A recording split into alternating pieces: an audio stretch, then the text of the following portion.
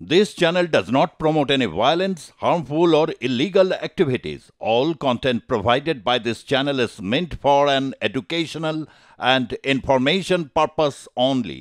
এটা নাহিদ ইসলামের বক্তব্য যে ভারত পুরো ব্যাপারটার মধ্যে তারা নাক না গলালেই এটা ভালো, এটা একটা মামুলি কথা হিসেবেই তো ধরতে হবে নাকি না? না এই কথাটা বলার মধ্যেই তাদের নাবালকত্ব নিয়ে একটা প্রশ্ন উঠে। একদম ঠিক বলেছেন যে এরা মানে কি বলবে, বলার কিছু নেই। শুনুন, যত কথাই আমরা বলি না কেন, ওখানে একটা জিনিসের জন্য ওরা ভয় পাচ্ছে, হাসিনা কবে ব্যাক করবে। হাসিনার ভয়ে এই যে বিরোধীরা সব এক জায়গায় হয়ে যাচ্ছে, তারা পাগল হয়ে গেছে যে হাসিনা ফিরবে। ট্রাম্প ফিরেছে, বাংলাদেশে মানে হাসিনা ব্যাক করবেই, আর ইন্ডিয়া ব্যাক করছে। এই হচ্ছে কিছু, এই যা যা দেখছেন এগুলো হচ্ছে অন্যরকম একটা পরিপ্রেক্ষিত, ওটা বলতে পারছে না। ওদের ভয় হাসিনা, ভয় হাসিনা, হাসিনাই ভয়। এবং হাসিনা ফিরবে, আজ হোক কাল হোক। আর হাসিনা যেদিন ফিরবে এদের কারুর আর চিহ্ন থাকবে, মানে কোথাও একটা সেন্ট মার্টিনে কি হাসিনা এসে, কেন সেন্ট মার্টিনে এখন কাউকে যেতে দেওয়া হচ্ছে না, কোনো পর্যটক যেতে পারছে না, এবং সেন্ট মার্টিনে দিয়ে কি হাসিনার প্রত্যাবর্তন হবে? না দেখুন, আপনার চ্যানেলের মাধ্যমে এত লোকপ্রিয় চ্যানেল আছে, আমি একটা জিনিসটা খবর দিতে চাই। শেখ হাসিনা এতে আপনি জানেন হিজ হলিনেস দালাই লামা আমাদের কাছে আছেন। চায়না তো ওদের সম্বন্ধে অনেকগুলো, আমরা তো যুদ্ধ লড়েছি হিজ হলিনেস দালাই লামা নিয়ে। উনি 1959-এ এসছেন, আমাদের কাছে আছেন, উনি অ্যাসাইলামে আছেন, উনি প্রেসিডেন্ট আছেন। আমি তো ওনাকে চাইনাতে হ্যান্ড ওভার করিনি। আমাদের কাছে নজরুল্লাহর কেস আছে, আমাদের কাছে অনেকগুলো কেস আছে, আমার তসলিমা নাসরিমও আছেন, অনেকগুলো লোক আছেন আমাদের। শেখ হাসিনা ওয়াজেদও ওরকম আছে। আমাদের ধর্মে লেখা আছে, যারা আমাদের এতে চলে আসেন আমরা ওকে ত্যাগ করি না। যদি উনি নিজে যেতে চান কোনো প্রবলেম নেই, কিন্তু যতদিন উনি থাকবেন আমাদের মা বেটি হয়ে থাকবেন। যখন উনি যাবেন তখন যাবেন। আমরা হিজলনের দালাই নামা নিয়ে 1962-তে যুদ্ধ করেছিলাম, এখনো যুদ্ধ চলে যাচ্ছে, আর আমরা পেছনে সরবো না। উনি থাকবেন এবং ফিরবেন। হাসিনা আসতে এখনো 50 দিন। আপনি যে কথাটা বারবার বলছেন যে ওরা জিনিসপত্রের দাম এমন জায়গায় চলে গেছে, গণবিক্ষোভ হবে, গণবিক্ষোভ হবে। এরা কোনো গ্রামে ঢুকতে পারবে না, গ্রামের মানুষ কাঁদছে, খেতে পাচ্ছে না। আপনি বলছেন গ্রাম বাংলাদেশ মানে আওয়ামী লীগের যেটা শক্ত গড় আর কি। আশিস বাবু, আপনি বহু ইউনিভার্সিটিতেও যেরকম গেছেন, গ্রামের বাংলাদেশ নিয়েও আপনার একটা রয়েছেন, কি পরিস্থিতি মানে রয়েছেন? মানে হাসিনাকে তো প্রত্যার্পণের কোনো সম্ভাবনা কখনোই কোনোভাবেই ছিল না, আজও নেই, পরের সময় থাকবে না। এবং সুকুমার বাবুরও বক্তব্য হচ্ছে তিনি থাকবেন, এখন তো রয়েছেন, তিনি ফিরতে চলেছেন বাংলাদেশে। আপনি? না, আমি সুচিতা, এই হাসিনাকে তো ফিরতে হবে, বাংলাদেশকে বাঁচাতে গেলে হাসিনাকে ফিরতেই হবে, আওয়ামী লীগকে ফিরতে হবে।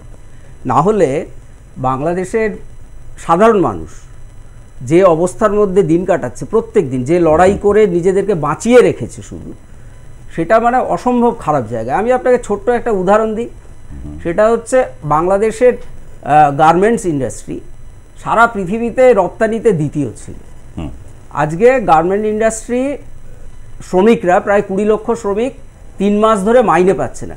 20 লক্ষ শ্রমিক ইন্টু 5 যদি করেন, প্রায় 1 কোটি মানুষ এই শুধুমাত্র গার্মেন্ট শিল্পের ওপর ক্ষুণ্ণবৃত্তির করার ক্ষেত্রে নির্ভরশীল। তাহলে অর্থনীতির একটা সংকট আছে। আমরা যে আলোচনাটা করছিলাম পররাষ্ট্রনীতি বাইরের, এই তো একটা অন্য বিষয়, কিন্তু দেশের মানুষ, বাংলাদেশের জিডিপি একটা সময় কিন্তু একদম ঊর্ধ্বমুখী, একদম সেটা ছিল।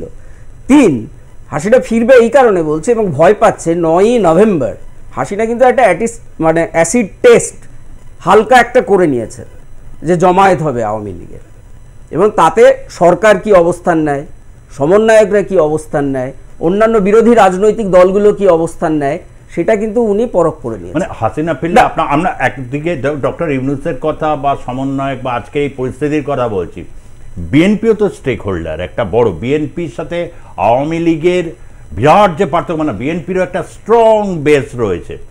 তারা যেমন নিষিদ্ধ করার ক্ষেত্রে তাদের আপত্তি জানিয়েছে, কোনো দলকে নিষিদ্ধ করা যাবে না, আওয়ামী লীগ তো নয়।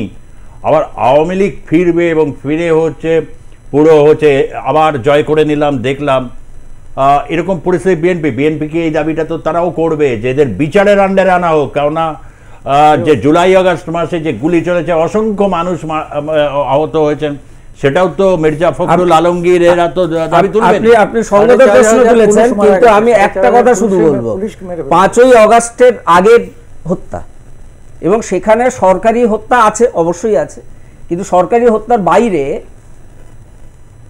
মানে যারা আন্দোলন করেছে তারা নিজেরাও হত্যা করেছে।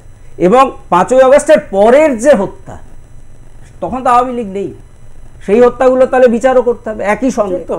আপনি ভয় পাচ্ছে, দেখুন এই যে পরিস্থিতিগুলো হয়ে আছে, মানে 5ই আগস্টের আগে আন্দোলনকারীরা নিজেদের মধ্যে যারা তারা হত্যা করেছে এবং 5ই আগস্টের পরে, তার জন্য দেখবেন সমন্বয়করা এখন ফেসবুকে নিজেদের ওয়ালে পোস্ট করছে, যদি তাদের ফেসবুক হয়, আশা করি তাদেরই ফেসবুক, তারা মৃত্যু ভয় পাচ্ছে। কেন মৃত্যু ভয় পাচ্ছে? সমন্বয়করা মৃত্যু ভয় পাচ্ছে কেন? আর আজকের কোনো কিছু কর্মসূচিকে আর বাংলাদেশের মানুষ চাইছে এই কথা বলে দেখে দিতে পারছে না। কিন্তু 5ই আগস্টের আগে প্রত্যেকটা এতে বলতো বাংলাদেশের মানুষ চাইছে তাই আমরা এটা করছি, কিন্তু এখন একবারও এরা বলে না বাংলাদেশের মানুষ চাইছে তাই আমরা এটা করছি। তারা বলছে ওই 5ই আগস্ট আমরা যেভাবে পেয়েছি তাকে ধরে রাখতে হবে, তাকে ধরে রাখার জন্য যে প্রজ্ঞা থাকা দরকার, তাকে ধরে রাখার জন্য যে বিচার বিবেচনা বোধের থাকা দরকার, এগুলো এদের মধ্যে কারণ নেই। হাসিনা কিন্তু ইউনুসকে ঠিক চিনেছিলেন। একটা লাইন, সুদখোর যে শব্দটা কোড আন কোড হাসিনা ইউনুস সম্বন্ধে ব্যবহার করতেন, ঠিক চিনেছিলেন।